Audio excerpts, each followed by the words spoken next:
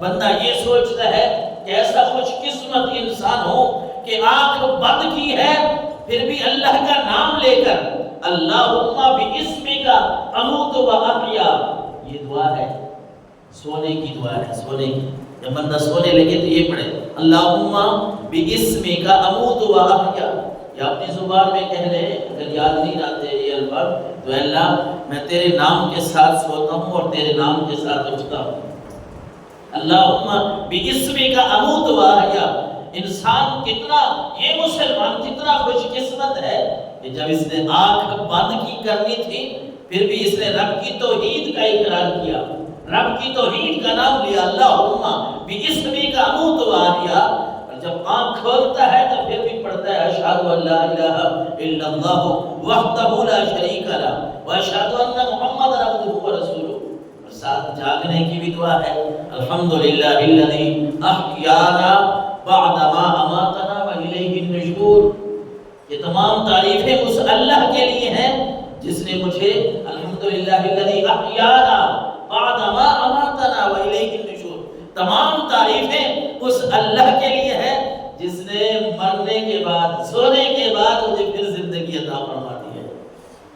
نہیں تو ہماری کیا طاقت ہے، بندہ سوئے ہے، بندہ آنکھ بند کرے صبح اٹھنے ہی نہ دے تو کیا کر سکتے ہیں. بندہ آنکھ بند کرے تو میں سونے لگا ہوں، تھک گیا ہوں، سکون کرنے لگا ہوں، آرام کا وقت ہے.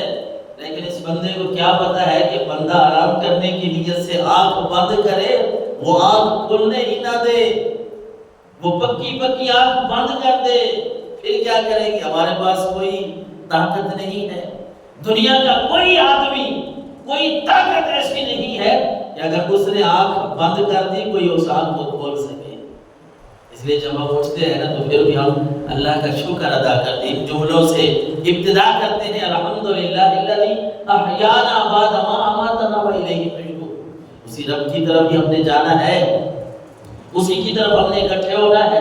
اور تمام تعریفیں اسی اللہ کے لیے ہیں جس نے ہمیں مرنے کے بعد یعنی سونے کے بعد ہمیں پھر اس نے زندگی بخش دی ہے. اللہ اکبر. اللہ تبارک و تعالی نے فرمایا قرآن مجید فرقان حمید میں وَإِلَٰهُكُمْ إِلَٰهٌ وَاحِدٌ. اے بندے ادھر ادھر بھٹکنے کی ضرورت نہیں ہے، تمہارا الہ وہ ایک الہ ہے، تمہارا خدا وہ ایک خدا ہے. اسی ایک کی عبادت کرنی ہے، اسی کو اپنے دکھڑے سنانے ہیں، اسی رب کے سامنے جھکنا ہے جو وحدہ لا شریک ہے. جب بندہ اپنے رب کے سامنے جھکتا ہے نا، اس کے سامنے اپنے دکھڑے رکھتا ہے اور اس کا یقین بھی ہے وَإِلَٰهُكُمْ إِلَٰهٌ وَاحِدٌ کہ میں اس رب کے سامنے جھک رہا ہوں، اس کے سامنے دکھڑے رکھ رہا ہوں جو وحدہ لا شریک ہے. اس کے بغیر میرے کوئی دکھڑے سننے والا نہیں ہے، میرے دکھڑوں کا مداوع کسی کے پاس نہیں ہے. جب بندہ یہ یقین رکھ کے اور ان الفاظ کے ساتھ اپنی دعا کو شروع کرتا ہے اللہ اس بندے کی دعا کو قبول فرماتا ہے. اللہ اکبر. اس انسان کو اللہ تبارک و تعالی نے ایک جگہ پہ نہیں، قرآن مجید میں بہت ساری جگہ پہ مسلمانوں کو، انسانوں کو سمجھایا گیا کہ اللہ تبارک و تعالی کی توحید کا اقرار جو ہم کرتے ہیں اس پہ یقین بھی پکا کرتے ہیں. حضرت عبادہ بن صامت کہتے ہیں نا یہ توحید، عقیدہ توحید انسان کو کہاں سے کہاں تک لے جاتا ہے. یہ توحید کیسی چیز ہے، اللہ کو ایک ماننا، اس کا فائدہ کتنا ہے. حضرت عبادہ بن صامت کہتے ہیں سمعت رسول اللہ صلی اللہ علیہ وسلم یقول من شہد لا الہ الا اللہ وان محمد رسول اللہ حرم اللہ علیہ النار. مسلم شریف کی حدیث مبارکہ ہے.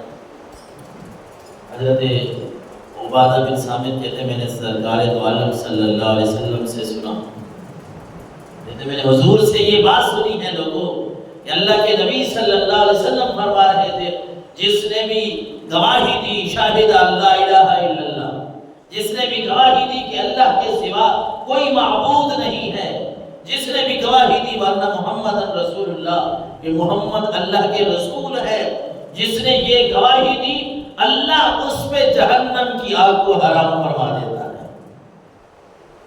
جہنم کی آگ حرام بھی مطلب اللہ اس کو جنت میں داخلہ نصیب فرما دیتا ہے.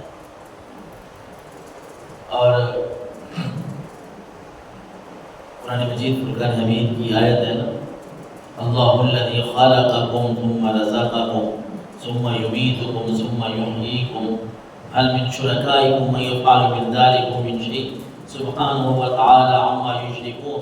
سورۃ الروم کی آیت نمبر 40 ہے، جس میں اللہ نے فرمایا اللہ الذی خلقکم، لوگوں تمہارا رب وہ ہے، تمہارا اللہ وہ ہے، الہ وہ ہے جس نے تمہیں پیدا کیا ہے، ثم رزقکم، پھر تمہیں رزق بھی دیتا ہے، ثم یمیتکم، پھر تمہیں مارے گا، ثم یحییکم، پھر تمہیں زندہ بھی کرے گا۔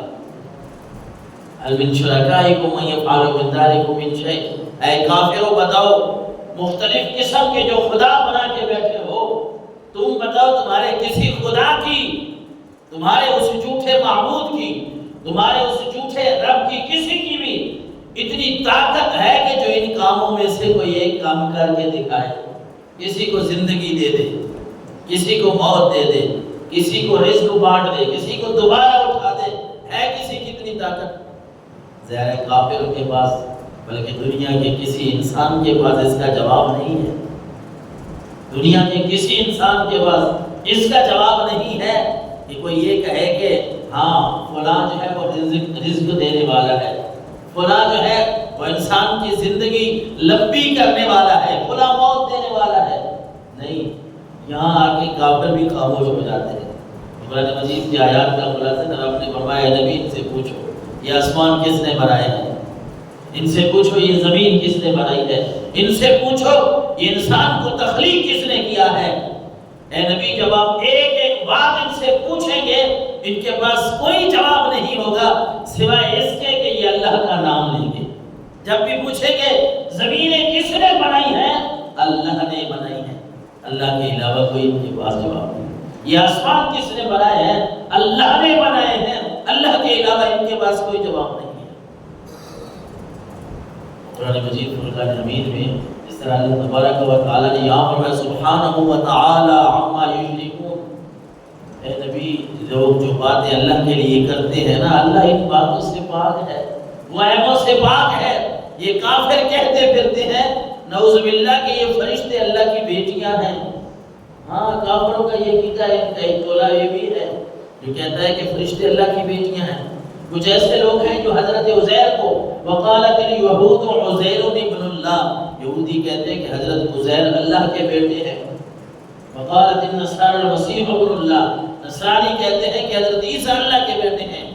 لیکن اللہ تبارک و تعالی نے فرمایا نبی سبحانہ و تعالی عما یشرکون، جو باتیں یہ کر رہے ہیں رب کے ساتھ جن کو شریک بنا رہے ہیں، اللہ ان باتوں سے پاک ہے، وہ وحدہ لا شریک ہے، وہ کسی کی اولاد نہیں ہے، کسی کا وہ باپ نہیں ہے، وہ ان باتوں سے پاک ہے جو باتیں یہ سوچ رہے ہیں، یہ سمجھ رہے ہیں۔ حضرت عزیر علیہ السلام اللہ تبارک و تعالی نے اپنی قدرت دکھائی، اپنی قدرت دکھائی، 100 سال سے بھی زیادہ وہ ان کو اللہ نے ایسی نیند عطا فرمائی، ایسی نیند عطا فرمائی رب نے کہ جب وہ اٹھے نا تو وہ سارے کی ساری زیارت، اتنا عرصہ جو گزر چکا، اتنا لمبا عرصہ، یہ جہاں وہ بیٹھے ہیں ان کی سواری ہے، ان کے پاس کھانا پینا ہے، وہ ساری کی ساری چیزیں جو ان کے پاس ہے نا، حضرت عزیر علیہ السلام اتنے لمبے عرصے کے بعد جب آنکھ کھولتے ہیں، موت بھی ایک نیند ہے، نیند بھی جو ہے ایک موت ہے نا، نیند آ جائے تو انسان کو یوں سمجھ رہے ایک موت ہی ہے۔ اللہ نے ان کو اس دنیا میں سلا دیا، یوں کہنے موت دے دیا، موت دے دی، اور اس کے بعد جب جاگے حضرت عزیر علیہ السلام تو رب نے فرمایا اپنے اس کھانے کی طرف دیکھ، لم یتسنہ، اے عزیر میری قدرت تو دیکھ، اتنا لمبا عرصہ گزر چکا ہے لیکن ابھی تک تیرا کھانا جو ہے وہ خراب نہیں ہوا، اسی طرح کھانے سے خوشبو آ رہی ہے، اپنی سواری کو دیکھ، جس سواری پہ تھے وہ اسی طرح جڑنے لگی اور صحیح سلامت حضرت عزیر کے سامنے ہو گئی۔ رب نے فرمایا عزیر اسی طرح میں بندوں کو زندہ کروں گا، اسی طرح میں دوبارہ بندوں کو اٹھاؤں گا۔ تو قرآن مجید میں اس طرح کی کئی مثالیں رب نے کافروں کو